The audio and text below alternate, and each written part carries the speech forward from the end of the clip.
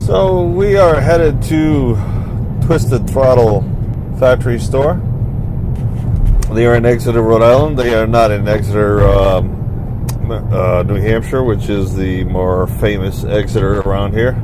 And Exeter, Rhode Island is literally in the middle of nowhere. You know, there's plenty of distractions in this world while you're driving in a car that could come out of nowhere.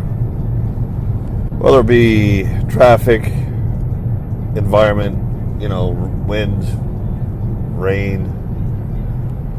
You know, wind could blow over a tree or something. All of a sudden you have a tree in front of you that you have to swerve around and make sure that you're paying attention to. Another driver, another motorcycle, another anything.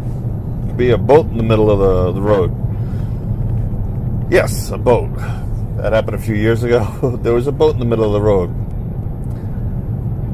Wheel came off its trailer, and next thing you know, the boat comes off the trailer.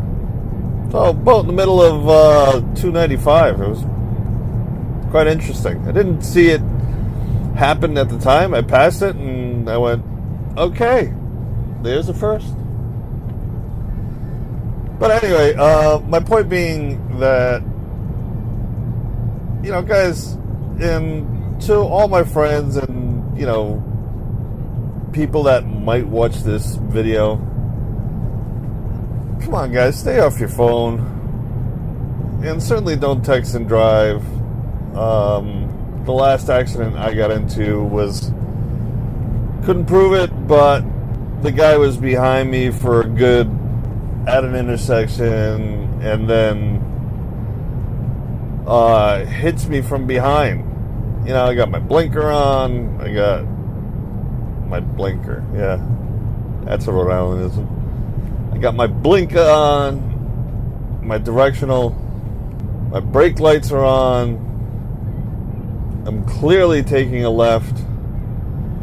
I'm just waiting for traffic to subside so I can, you know, take the left into my own driveway. The guy hurls me flew over something. I flew over my own bike with a windshield on it. Ended up 30 feet away from the bike. It was not pretty, and that was a few years back, and I still have pains from it. But not only was the guy texting and driving, suspectedly texting and driving, not allegedly, but suspectedly texting and driving, that's my own suspicion. He had no insurance. Yeah. First one on the scene, the person goes, "Are you all right?" You know, the usual, "Are you all right? Can you move anything?" Had a little bit of a scare because about a year earlier, maybe a year and a half earlier, I broke my leg pretty bad in a dog walking incident on black ice.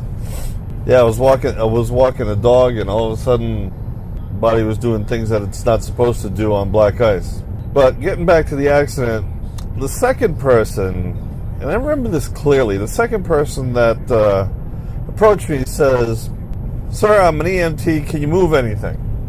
I remember it just sounding strange that an EMT was literally one of the cars that stopped. Now, I'm in the middle of the road, directly in the middle of the road, so nobody's getting by. The car is wedged in my motorcycle. Well, my motorcycle is wedged on the car, whatever you want to call it.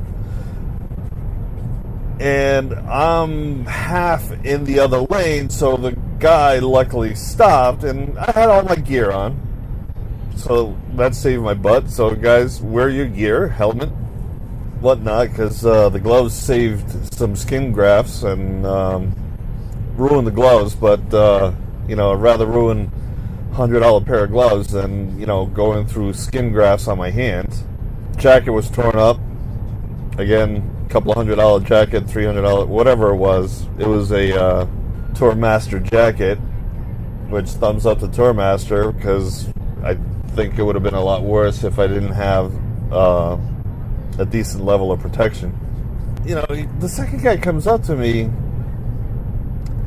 and asked me if I could move anything. And I remember going, that's a strange, it's just the way he worded it. And I wish I remembered the exact way he worded it, but I remember that it struck me as strange on how he worded it.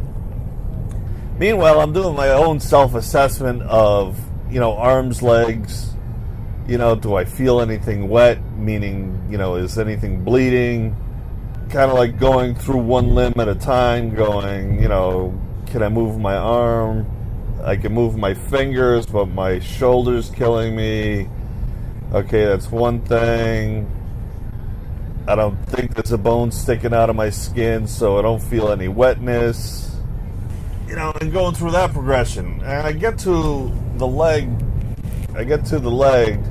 that I broke a couple of years earlier, which I have, I had some surgery on, and I can't feel it.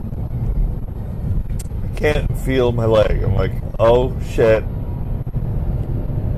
This is either I'm pinching a nerve, I fell on this leg, I don't know what it was. I'm not medically trained.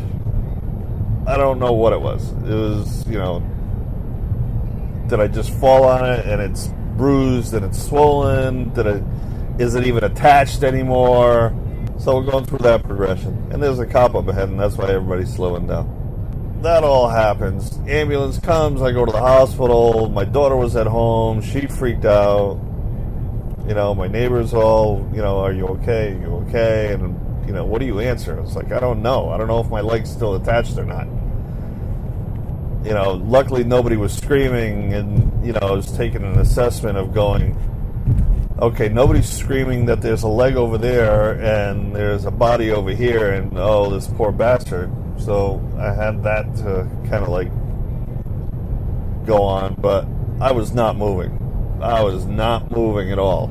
So my point being, after all this was caused by, like I said, what I suspect to be somebody that was texting and driving.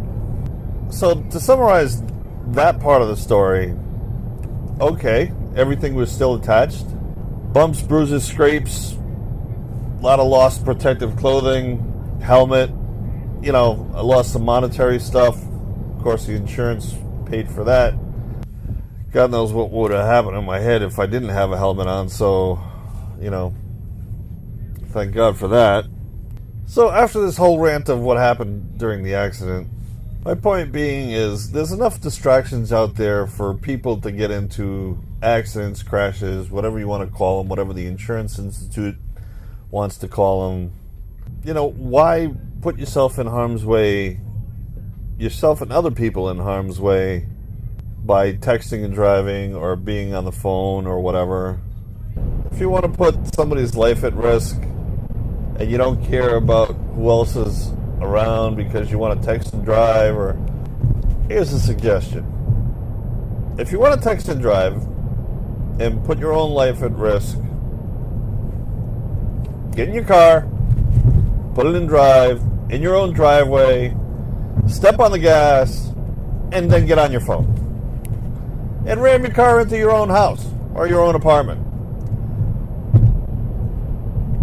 Stop putting other people's lives at risk. Stop putting my life at risk, my wife's life at risk, my kids, my families, my friends. Stop putting our lives at risk. And I see so much texting and driving that it's nauseating. You can't help but see it. You're in a bike, you're a little bit taller. You get to go and you get to see inside the car, and the person's texting and driving. Alright, so we're coming up on our exit. And I think we'll end the video here. Guys, as always, big salute to our troops. Please recycle, reuse. Let's save this lovely planet. And peace out, folks.